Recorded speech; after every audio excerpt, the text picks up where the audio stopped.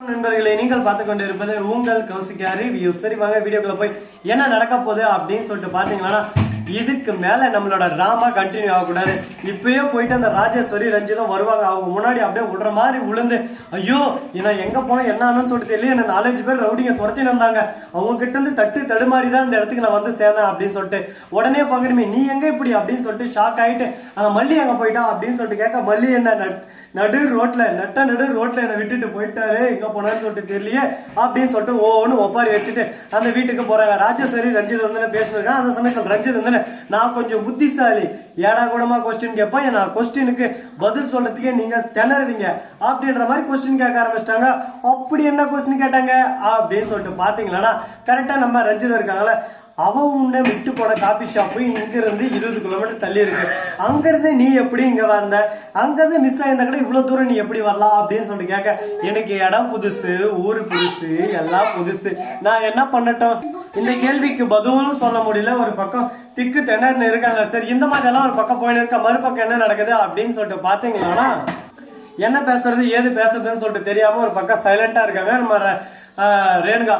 அதாவது சுடரி அதாவது சும்மாவே இருக்காங்க. உடனே பாக்கணுமே நம்ம மல்லிக்கு விஜய் போன் பண்ணே இருக்காரு, என்னாச்சு ஏதாச்சு அப்படின்னு சொல்லிட்டு, என்ன பேசுறது ஏது பேசுறதுன்னு சொல்லிட்டு தெரியாம குழப்பத்துல குழம்பி போயிட்டு இருக்காங்க. என்னடா இது, எந்த வழியில போனாலும் நமக்கு பிரச்சனை மேல பிரச்சனை வந்துகிட்டே இருக்கு, இதுல இருந்து நம்ம எப்படி தப்பிக்க போறோம், நமக்கு வாய்ப்பே இல்லையா, நமக்கு மட்டும் அடி மேல அடி விழுந்துட்டே இருக்கு அப்படின்னு சொல்லிட்டு யோசிச்சுட்டு இருக்காங்க.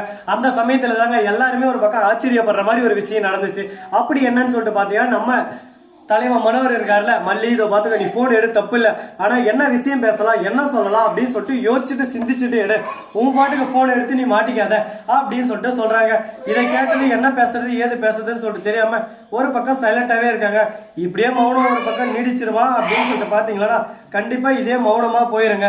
வாழ்க்கை ஒரு பொற்காலம் வந்து தண்ணி பொற்காணும், அந்த மாதிரி தாங்க ஒரு பக்கம் இவங்க 2 பேருக்குள்ள மோதல் எல்லாமே போயிட்டு இருக்கு. அதே சமயத்துல நம்ம மல்லி இருக்காங்களா, அப்படியே சும்மா குழப்பத்துல போயிட்டு செம்ம டென்ஷன் ஆறாங்க. என்ன பண்றது ஏது பண்றதுன்னு சொல்லிட்டு தெரியாம குழப்பத்துல அப்படியே பலான்னு அடிச்சிடலாட்டுங்குது. இப்படிதாங்க ஒரு பக்கம் போயின்னு இருக்கு. அதே சமயத்துல கரெக்டா நம்ம அன்னபூர்ணி வந்து போன் பண்றாங்க. மல்லி போனை எடுத்து என்ன பண்றதுன்னே சொல்லிட்டு தெரியல. விஜய் வேற போன் பண்ணே இருக்காங்க, அந்த ரேணுகா வேற காணும் அப்படின்னு சொல்லிட்டு 2 பேருக்கும் பதட்டம் ஒரு பக்கம். உடனே அதே சமயத்துல கரெக்டா நம்ம கதிரேசன் மறுபக்கம் நிஷாவும் வந்துடுறாங்க. எதுக்காக அப்படின்னு சொல்லிட்டு பாத்தீங்கன்னா, என்னடா நடக்குதுங்க, என்ன நடக்குது ஒண்ணுமே புரியல உலகத்தில அப்படின்ற மாதிரிதான் ஒரு பக்கம் போயின்னு இருக்கு.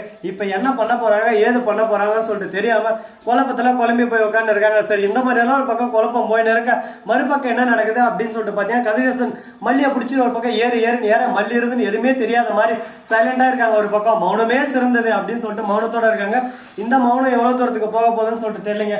சரி இந்த மாதிரி எல்லாம் ஒரு பக்கம் போயிட்டு இருக்க, மறுபக்கம் என்ன நடக்குது அப்படின்னு சொல்லிட்டு பாத்தீங்கன்னா, நம்ம நிஷா இருக்காங்களா, அவங்க வந்து ஒரு பக்கம், அப்பா இதெல்லாம் சும்மா விடக்கூடாது, நம்ம அக்கால ஏதோ ஒண்ணு பண்ணணும்னு சொல்லிட்டு இவங்க முடிவு எடுத்துட்டாங்க, கங்கணம் கட்டாங்க, இவங்களை சும்மா விடக்கூடாதுப்பா சும்மா விடக்கூடாது அப்படின்னு சொல்லிட்டு வெறிக்கொண்ட வேங்க மாதிரி ஒரு பக்கம் இருக்காங்க. இந்த வெறிக்கொண்ட வேங்கையில நம்ம எப்படி அடக்க போறோம்னு சொல்லிட்டு தெரியலையே அப்படின்னு சொல்லிட்டு ஒரு பக்கம் குழப்பத்துலதான் போயின்னு இருக்கு.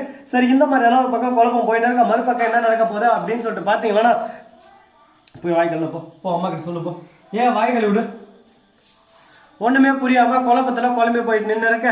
சரி முடிஞ்சதெல்லாம் முடிஞ்சிச்சு, இதுக்கப்புறம் என்ன நடக்குது அப்படின்னு சொல்லிட்டு பாத்தீங்கன்னா, கரெக்டா நம்ம ரேணுகாவும் கிடைச்சிட்டாங்க. அதே சமயத்துல நம்ம மல்லி இருந்து, சுடரி நீ இந்த டைம் எப்படியோ ஒண்ணு தப்பிச்சுட்டு இருக்கலாம், ஆனா எல்லா டைமும் ஒண்ணு தப்பிக்க முடியாது. மல்லி நீ அமிச்ச போலியான டிராமா போலீஸ் நம்பி நான் பயந்து போனேன், அது உண்மையான போலீஸே இல்ல, ஃபர்ஸ்ட் எனக்கே நீ ஆப் அடிக்கணும்னு சொல்லிட்டு நினைக்கிறேன்ல, உனக்கு கூடிய விரைவில் கூடிய சீக்கிரம் வைக்க போற ஆப்பு, நீ பார்த்து அப்படியே சும்மா அதிர்ச்சியில அசந்து போக போற அப்படின்னு சொல்லிட்டு சொல்ல, என்ன பண்றது ஏது பண்றது சொல்லிட்டு தெரியாம திக் நிமிடங்கள் மாதிரி ஒரு பக்கம் போயின்னு இருக்கு. என்னடா இது, நமக்கே இந்த மாதிரி ஒரு ஆப்பா, நமக்கு ஆப்பு மேல ஆப்பு வச்சுனே இருக்காங்களே, நம்ம என்னதான் பண்றது ஒண்ணுமே புரிய மாட்டேங்குது, ஐயோ ஸ்ரீனிவாசா கோவிந்தா அப்படின்ற மாதிரி ஒரு பக்கம் குழப்பத்துல குழம்பி போயிட்டு இருக்க.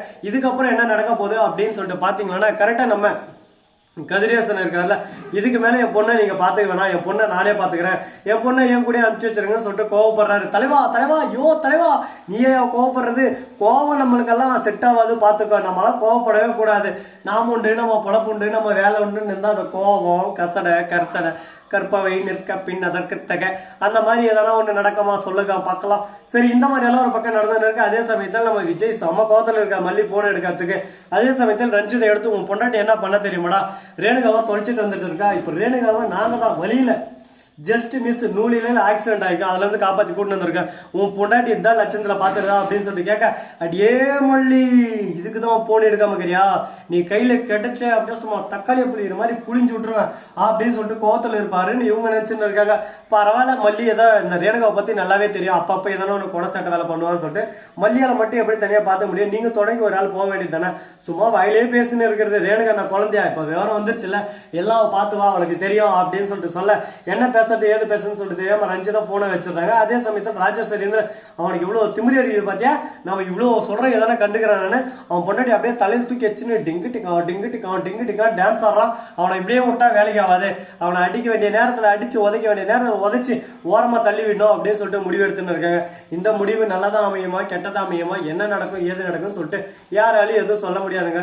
பாப்போம் என்னென்ன நடக்க போகுது ஏது நடக்க போகுதுன்னு சொல்லிட்டு. அது மட்டும் இல்லாம மறுபக்கம் என்ன நடக்க போகுது அப்படின்னு சொல்லிட்டு பாத்தீங்கன்னா, நம்ம வெண்பா குட்டி இருக்காங்களா, அவங்க வந்து சிறந்த முறையில சிறப்பான ஒரு ஆப்பு வச்சுட்டாங்க.